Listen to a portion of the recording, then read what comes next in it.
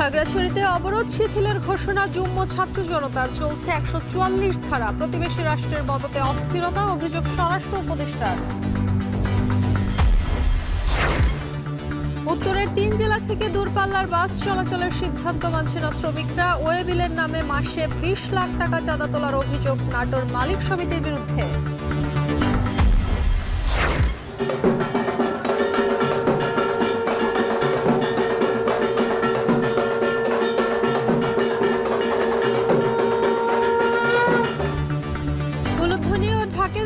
মন্দির মণ্ডপে উৎসবের আমেজ, মহাসপ্তমীর আয়োজনে ভক্তদের ঢল, বর্ণিল আলোকসজ্জা।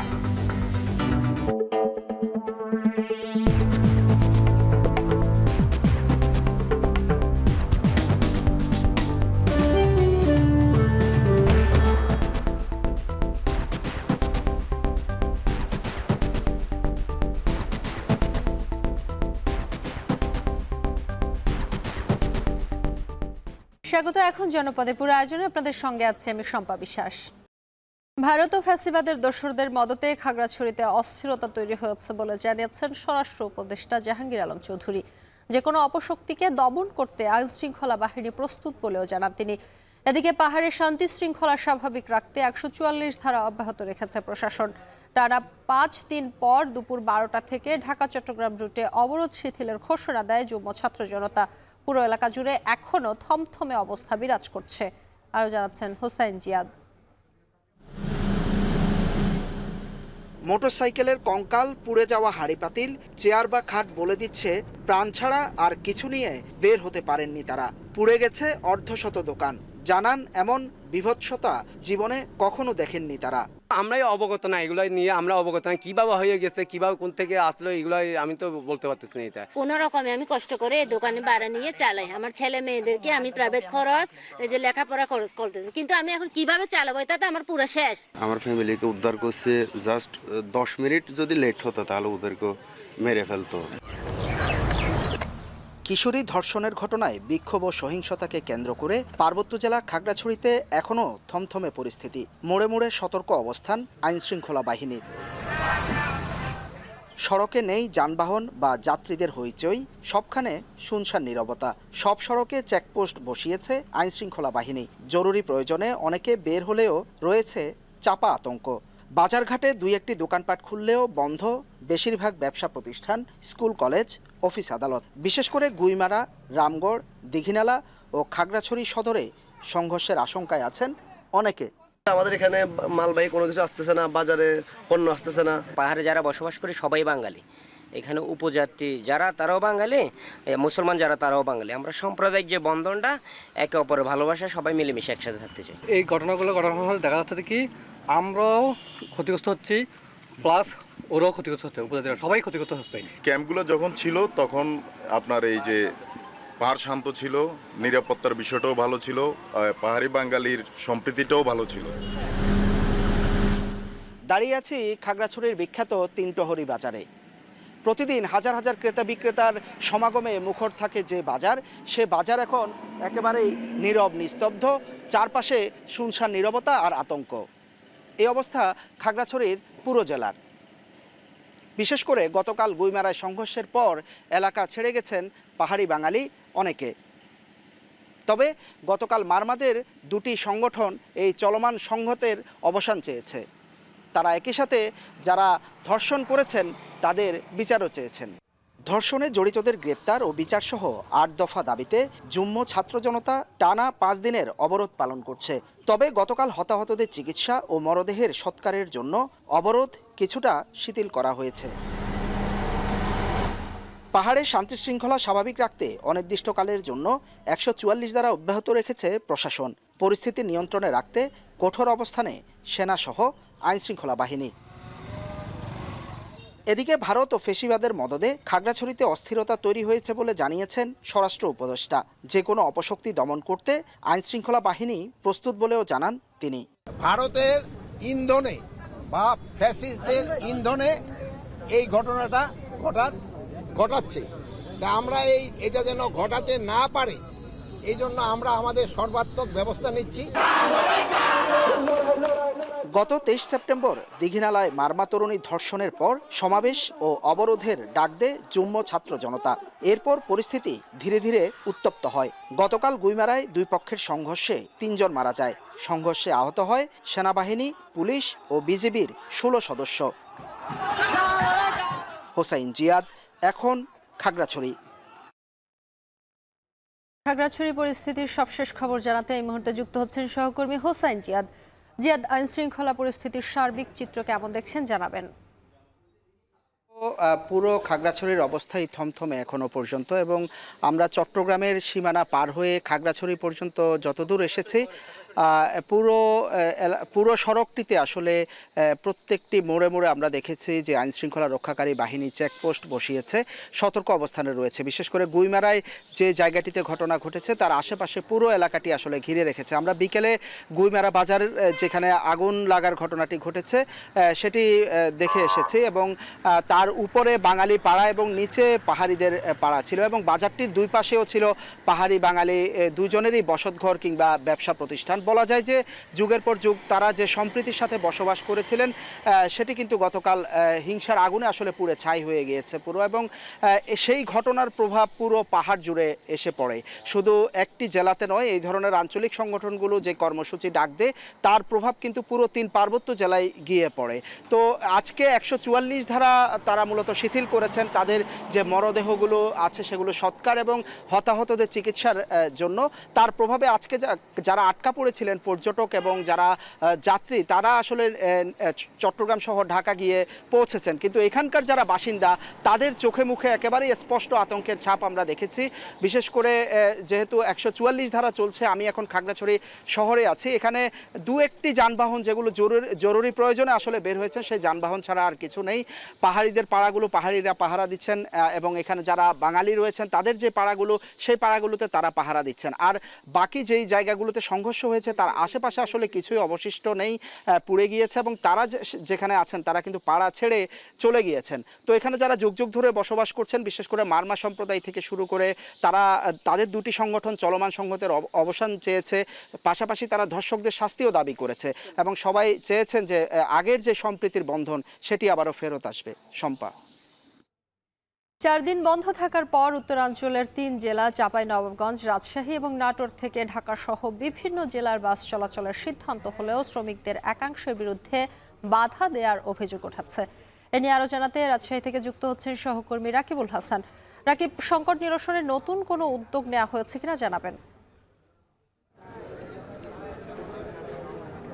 শম্পা, এখন পর্যন্ত সংকট নিরসনের কোনো নতুন উদ্যোগ আসেনি। আমরা যেটি দেখছি রাজশাহীর শিরোইল বাস টার্মিনাল, যেখান থেকে আসলে ঢাকাগামী বিভিন্ন বাস ছেড়ে যায়, সেখানে প্রতিটি কাউন্টারে দুপুরের পরের সিদ্ধান্তে আসলে অনেকেই টিকিট বিক্রি করেছে। তবে এখন পর্যন্ত এই কাউন্টারগুলো নিয়ে আসলে বাস এসে দাঁড়াতে পারছে না, কেননা এর মধ্যে আমরা দেখেছি দেশ ট্রাভেলসের একটি বাস এসে এখানে দাঁড়ানোর পরে কিন্তু সেখান থেকে আসলে যিনি চালক ছিলেন শ্রমিকদের একাংশ তাকে নামিয়ে দিয়েছেন, এবং পরবর্তীতে গ্রামীণ ট্রাভেলসের একটি গাড়ি চাঁপাইনবাবগঞ্জ থেকে ছেড়ে এসেছে কাউন্টারে।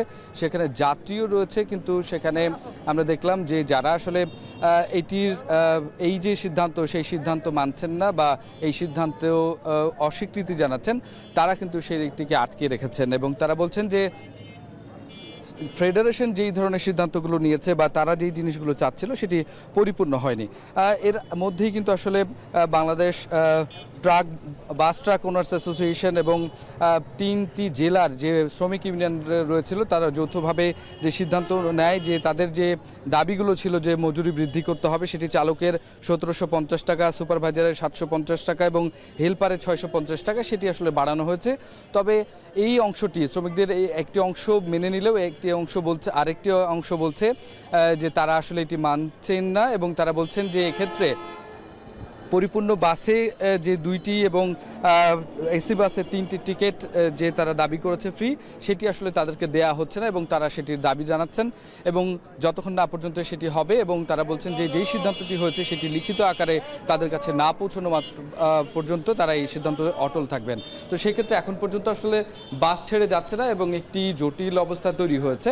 সেই সংকট নিরসনে এখন পর্যন্ত কোনো ধরনের উদ্যোগ আমরা এখানে দেখছি না। সম্পাই ছিল রাজশাহী থেকে আমার কাছে সর্বশেষ। রাজশাহী থেকে যুক্ত ছিলেন সহকর্মী রাকিবুল হাসান। এদিকে নাটোর বাস মিনিবাস মালিক সমিতির নামে মাসে লাখ লাখ টাকার চাঁদা উঠলেও তার নেই কোনো হদিশ। সমিতির সভাপতির বিরুদ্ধে কোটি টাকা নয়ছয় সহ নানা অভিযোগ উঠেছে। তাই এবার প্রকাশ্যে মালিক সমিতির নামে চাঁদাবাজি বন্ধের ঘোষণা দিয়েছেন পরিবহন ব্যবসায়ীরা। এছাড়া টার্মিনাল সংস্কার না হলে পৌরসভা টোল দিতেও বিরত থাকার ঘোষণা মালিকদের। মাহবুব হোসেনের তথ্য ও জাহিদুল ইসলাম সুমনের ছবিতে বিস্তারিত। যেই কমিটিতে টাকা জমা দিলে টাকার কোনো হিসাব নাই, সেই কমিটিতে আমরা আর একদিনের জন্য কোনো চাঁদা দিতে রাজি নাই। এই টার্মিনালে নাটোর বাস মিনিবাস মালিক সমিতির বিরুদ্ধে প্রকাশ্যে এভাবে চাঁদাবাজি বন্ধের ঘোষণা দেন নাটোর জেলা বিএনপির সদস্য সচিব ও পরিবহন ব্যবসায়ী আসাদুজ্জামান আসাদ। গত 26 সেপ্টেম্বর চাঁদাবাজির বিরুদ্ধে নাটোর কেন্দ্রীয় বাস টার্মিনালে অর্ধশত পরিবহন ব্যবসায়ীদের সাথে মতবিনিময় সভা করেন বিএনপির এই নেতা। পরিবহন ব্যবসায়ী আসাদের অভিযোগ, ওয়ে বিলের নামে নাটোর বাস মিনিবাস মালিক সমিতি প্রতিদিন গড়ে 50 থেকে 60 হাজার টাকা চাঁদা উত্তোলন করে। সে হিসেবে মাসে গড়ে চাঁদা উত্তোলন হয় 18 থেকে 20 লাখ টাকা। এছাড়া গত বছরের 5 আগস্টের পর থেকে মালিক সমিতির সভাপতি প্রশান্ত কুমার পোদ্দার লক্ষণ এখন পর্যন্ত অন্তত 2.5 কোটি টাকা চাঁদা উত্তোলন করলেও তা জমা পড়েনি মালিক সমিতির অ্যাকাউন্টে। ওয়ে বিলের নামে যে টাকা মালিক সমিতির নিচ্ছে, এটার কোথায় কি ব্যবহার হচ্ছে এটা আমরা সুষ্ঠু হিসাব পাচ্ছি না। প্রতিটি বাস থেকে ওয়ে বিলের নামে মালিক সমিতি আদায় করে 200 থেকে 250 টাকা। এছাড়া টার্মিনাল ফি 50 টাকা এবং শ্রমিক কল্যাণের নামে আদায় করা হয় আরও 30 টাকা। প্রতিদিন উত্তোলন করা চাঁদার এত টাকা কার পকেটে ঢোকে তা নিয়ে প্রশ্ন তুলেন বাস মালিকরা। সেই সাথে অর্থ নয়ছয় সহ নানা অনিয়ম তুলে ধরেন তারা। লক্ষণ পোদ্দার হোক আর যে ব্যক্তি হোক, আমরা ব্যবসায়িক মানুষ ব্যবসায়িক জায়গাতে থাকতে চাই, ব্যবসায়িক সংগঠন ব্যবসায়িক স্বাধীনভাবে থাকতে চাই। তবে আর্থিক অনিয়মের অভিযোগ অস্বীকার করে নাটোর বাস মিনিবাস মালিক সমিতির সভাপতি লক্ষণ পোদ্দার জানান, ওই বিলের নামে মালিক সমিতির টাকা উত্তোলনের অভিযোগের কোনো ভিত্তি নেই। আমি যদি বলি তার মালিক সমিতি কোনো টাকাই তোলে না, ওই আমার প্রমাণ দিতে পারবি মালিক সমিতি টাকা তোলে? একটা প্রমাণ দিতে পারবি? টাকা তোলার প্রমাণ দিতে পারবি একটা? 2022 সালে নাটোর বাস মিনিবাস মালিক সমিতির নির্বাচনে সভাপতি নির্বাচিত হন প্রশান্ত কুমার পোদ্দার লক্ষণ। সে কমিটির বেশিরভাগ নেতা এখন পলাতক থাকলেও স্থানীয় বিএনপি নেতাদের যোগ্য সাজস্যে এখনও চলছে চাঁদাবাজি। এখন নাটোর। নরসিংদীর আলোকবালিতে আধিপত্য বিস্তারকে কেন্দ্র করে 2 গ্রুপের সংঘর্ষে গুলিবিদ্ধ হয়ে একজন নিহত হয়েছেন। এ ঘটনায় আহত হয়েছেন আরও অন্তত 10 জন। সোমবার সকাল 8:30টার দিকে আলোকবালিতে এই ঘটনা ঘটে। নিহত সাদিক মিয়া আলোকবালি ইউনিয়নের যুব দলের যুগ্ম আহ্বায়ক ছিলেন। স্থানীয়রা জানান, গত কয়েক সপ্তাহ ধরেই দুর্গম চরাঞ্চল আলোকবালিতে বালু ব্যবসা এবং আধিপত্য বিস্তারকে ঘিরে কায়ুম গ্রুপ এবং শাহ আলম গ্রুপের মধ্যে দ্বন্দ্ব চলছিল। এরই জের ধরে সোমবার সকালে 2 গ্রুপের সংঘর্ষ হয়। এ সময় প্রতিপক্ষের আঘাতে ঘটনাস্থলে নিহত হন সাদিক মিয়া। পরে আহতদের উদ্ধার করে স্থানীয় হাসপাতালে ভর্তি করা হয়। নারায়ণগঞ্জে চাঁদাবাজির অভিযোগে গণপিটুনিতে এক ইউপি সদস্য নিহত হচ্ছেন। সকালে 2500 উপজেলার বালিয়াপাড়া এলাকায় এই ঘটনা ঘটে। স্থানীয়রা জানান, ব্রাহ্মণদী ইউনিয়নের 3 নম্বর ওয়ার্ড সদস্য সোহেল ও তার 3 সহযোগী একটি পরিবারকে জিম্মি করে চাঁদা দাবি করেন। এ খবর ছড়িয়ে পড়লে বিক্ষুব্ধ এলাকাবাসী তাদেরকে ধাওয়া দেয়। এ সময় 3 সহযোগী পালিয়ে গেলেও সোহেলকে ধরে গণপিটুনি দেয় এলাকাবাসী। এতে ঘটনাস্থলে নিহত হয় সে। খবর পেয়ে ঘটনাস্থলে পুলিশ গিয়ে পরিস্থিতি নিয়ন্ত্রণে আনে।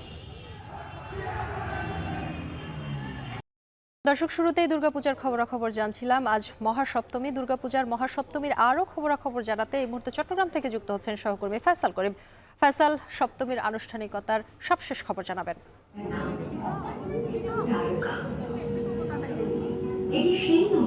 আমরা দেখছি পুরোদমেই জমে উঠেছে চট্টগ্রামে দুর্গাপুজোর যে উৎসব এবং চট্টগ্রামের বিভিন্ন মণ্ডপগুলো যে শেষ মুহূর্তে সাজসজ্জা করছিল গতকাল সেটি কিন্তু শেষ হয়েছে এবং আজ থেকে পুরোদমে প্রতিটি মণ্ডপে আমরা দেখছি একেবারে উৎসবের আমেজ।